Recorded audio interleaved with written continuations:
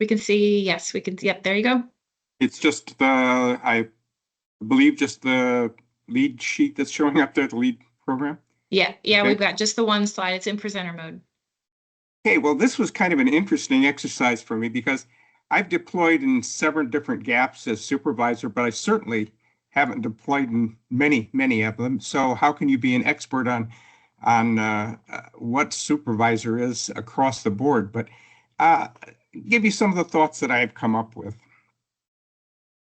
First, they did such an excellent job. Was Rachel and Steve did a great job of reviewing what it was to be a supervisor in a shelter, and a lot of those things are, I believe, are pretty much similar across the board. So you're going to be managing volunteers, you're going to be determining their abilities and mentoring those and training those that need training as they come on. You're going to be looking for resources for them. You're going to be scheduling what they do from day to day and giving them specific tasks. You need to take care of your reports, the list of things you need to make sure that they have a place to stay, they have food, they have transportation, they're getting their days off. One of the more challenging things is just to be aware of them individually. What are their individual needs? Sometimes we have people coming on DROs, first DROs especially. If it's a big level 7, they're not prepared for some of the hardship codes. Maybe you have a few high maintenance people there that need some training, but you also need to be very sensitive about what kind of experience that they're going to have there. Hopefully always a positive experience. And for those people who want to continue and to move up the ladder, you want to be able to give them opportunities to show what kind of leadership they can do. And maybe I can digress a little bit here with evaluations. I know that recently Melinda expressed some concern because people are coming back from DROs without evaluations, and that's something that's that they can continue to ask us to be done. And a lot of times they're not being done, and even when you request them, they're not being done. And you kind of wonder why it is. And I think some of it has to do with that people need to, or supervisors need to be reviewing their rosters frequently because they can change in the background sometime without you knowing it. If you're supervising somebody who is supervising a supervisor, that supervisor leaves the DRO, all of those reports automatically flow back to you. And if you're not careful and reassigning those, you could end up with 25 people on your roster. And if they're there for 5 days, you need to do an evaluation from them.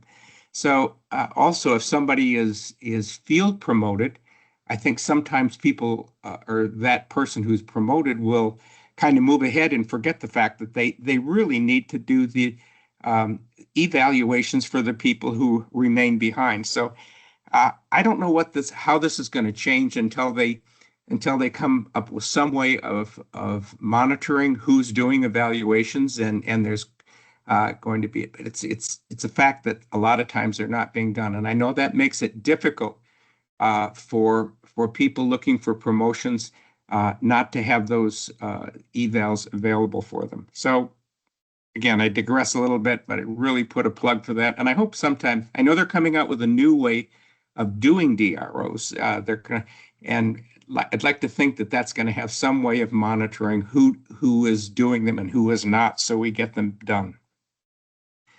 So how do they relate to each other between a steady state and operational state? Maybe they do and maybe they don't. First, wherever you are, you need to have as a supervisor, you need to have a knowledge of the standard and procedures for your certain area. The Red Cross mission never changes, whether it's blue or gray sky. But there's a lot of steady state positions that are maybe never requested or not frequently requested on DROs. We don't do evaluations in blue sky unless it happens to be maybe for instructing something where there's an instructor evaluation, at least on the volunteer side. But it's really very dependent on the gap and position, how similar they are or how different they are. A little, spiritual care, of course, is my area here, and a little bit of an example why it's a challenge for me. We have 25 active volunteers, and if you don't know, that's probably the largest number of spiritual care volunteers in any region in the country. There's a few that have more than that, but they're not really active. But we have every one of our spiritual care people are active. We have 8 chapters. Each chapter has a coordinator. But among those 25 volunteers, I only have 4 supervisors. And a lot of that is because not many are able to deploy. And 3 of the supervisors are in one chapter. So most of the chapters have coordinators who are not supervisors. Now, they may do some mentoring and do some training, but they don't have the typical responsibilities that a supervisor would have. And it would be very challenging to figure out how they would come up with the qualifications to be a supervisor, because for the most part they don't deploy, and in many cases they may be the coordinator in their chapter, but maybe they're the only spiritual care person in that chapter, so they're coordinating themselves. So it's a little challenge from that aspect. And I don't know across the board whether other areas and other gaps have similar situations, but that's a personal area where I struggled to get supervisors among them. The supervisors, I have about 6 people that can deploy. All of the supervisors there and myself as a manager. And so it's a challenge to get supervisors there. So let's look at mass care. In mass care, in Blue Skies, you're really not active in serving clients. Your primary function there is training and preparation. You're building partnerships. You're identifying shelters and agreements, as we just talked about. You're building capacity, a major thing because you need a lot of people to do sheltering. And you're doing exercises and simulation, and now we'll be doing some drills when they come up to us. We're going to be restocking inventory, keeping up with new procedures, which is a big thing we'll talk about a little bit later. But there's not usually a lot of direct client contact unless you're doing it from another gap. Occasionally shelters are opened up, and then you're going to have that. But this is the area when you're identifying those people who have leadership ability. They're the people who will go the extra mile, the people who show that they can take on one of these areas of responsibility, and you groom them to be a supervisor. So very important, but that it's a training and preparation area. So if we look at client care in steady state, in this time it is client. It's not client facing, but you are directly working with in recovery, health services, mental health, spiritual care. Maybe not quite so much of with disability integration. That's more of something that happens on an operation. But it's primarily virtual support. You're not doing that face to face. And even though you may have supervisor responsibility, a lot of times you're really working individually. You might do some mentoring, some training. Certainly, we're looking for capacity building and building relationship with partners. So when we do have an operation or people are there in line to help us. There's some advanced RC Care access. You might be a supervisor for RC Care access and problem solving, but you're not still typically directly supervising individuals other than when they have a problem and they need to work out something with health services. They have to come back to a manager there or the lead to find things out. Very different though than what is on when you're on a disaster operation. So one of the things that I really think is important between Blue Sky and Gray Sky is that things are changing so much. For instance, if you are a DAT supervisor, you are dealing with people. You are going out on those calls, you're dealing with clients, you're supervising directly and mentoring directly some of those people. But when it comes to a disaster operation, it's changed so much now that you're not seeing people going out on an operation to do intake. A lot of that is now being done in the last 2 years, as with immediate assistance is being done by accelerated outreach. And if there's some cleanup, unless it's a very large operation, a level 7 or something, most of that follow-up for immediate assistance is going to be done by local BAT teams. So the old area of setting up marks and service centers where you would bring a whole big team of people to do intake isn't there anymore. Looking at disaster assessment, now I'm not an expert on disaster assessment, but I know that it's certainly changed dramatically over the last couple of years. 5 years ago, if we did disaster assessment, you get 2 people in a car and a note, some paper, and you'd go out and start filling in the paperwork and come back and relate to it that way. All that changed. They started with putting all of this on computer or on your phones with the 123, and then you've also got situations now where a lot of the damage assessment is done by satellite imaging or polygons. Things are being pushed through to national for the QA and QC to be updated. It's really totally changed, so that requires a lot of training, particularly for supervisors, because in the future, I think we're going to see a lot more partners, event-based volunteers doing damage assessment. We've seen that this year where they're training on the ground local people to do a lot of the disaster assessment. And that's going to require a lot of supervisors out there.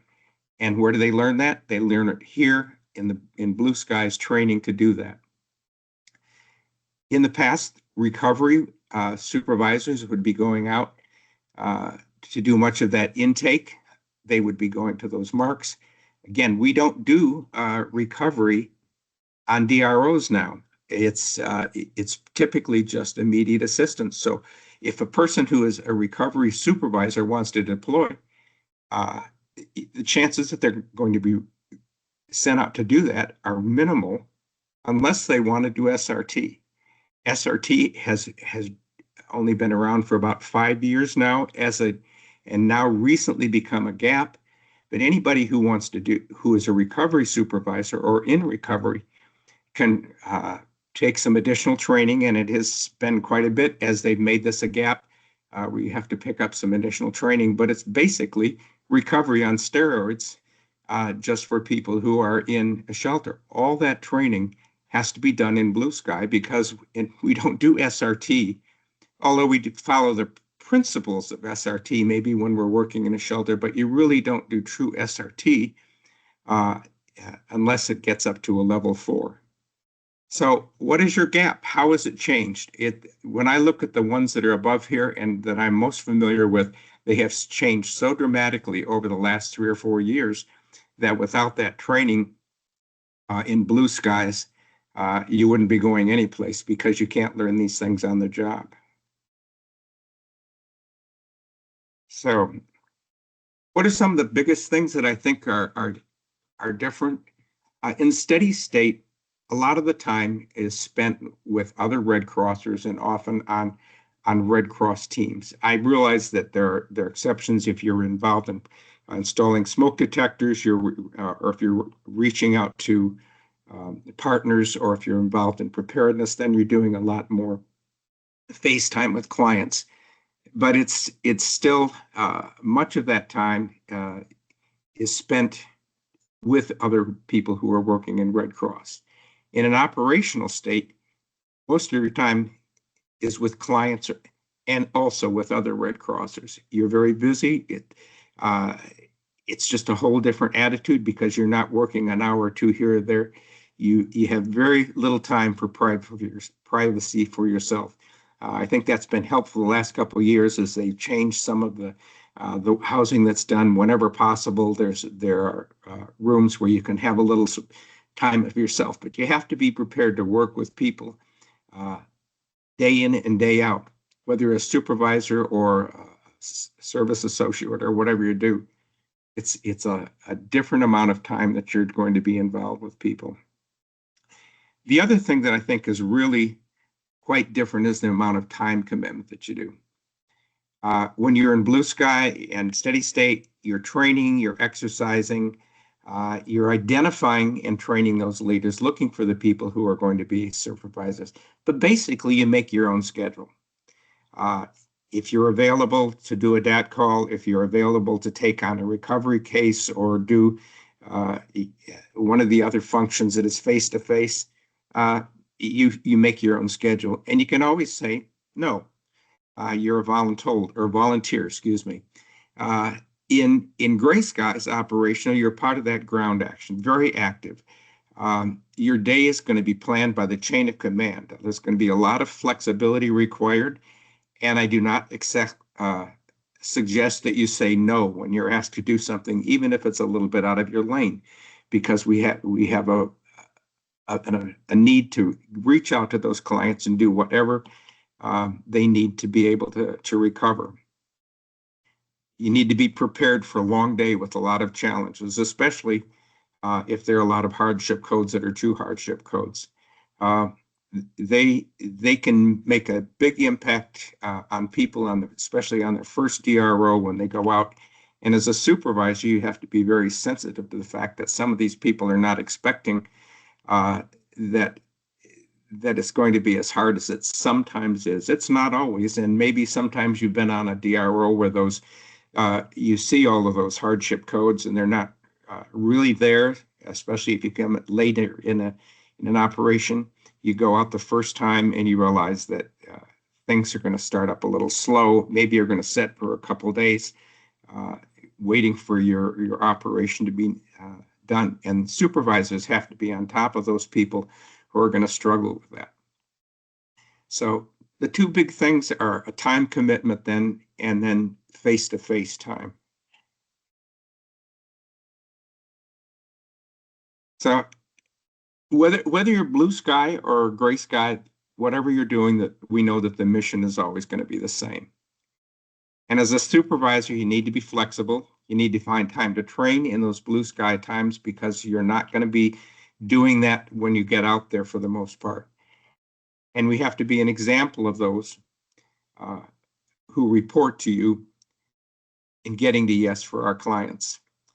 I wish I had the insight to look into all of those gaps and seeing those differences. I hope this has been I don't think it's anything unusual that you haven't thought about before, but again, be willing to look out for those people who are going to be those supervisors in the future. Find the people who are willing to step into the gap when there's extra work to be done and be able to train them so they can do the job of the supervisor once they get out there. I hope that's helpful. Thank you, John. I think of all of us on this call today, you are the most qualified to speak on this topic of, both your role as a supervising our DSC team here and the many, many times that you've deployed in so many different environments. Your insights, and I think the things that you highlighted are just spot on. In particular, I appreciate that, our job is always to develop the next person, right? To be that coach and the friend and really to care for our team and to help them reach their potential and have a really fulfilling experience. That's the same, whether blue sky or gray sky.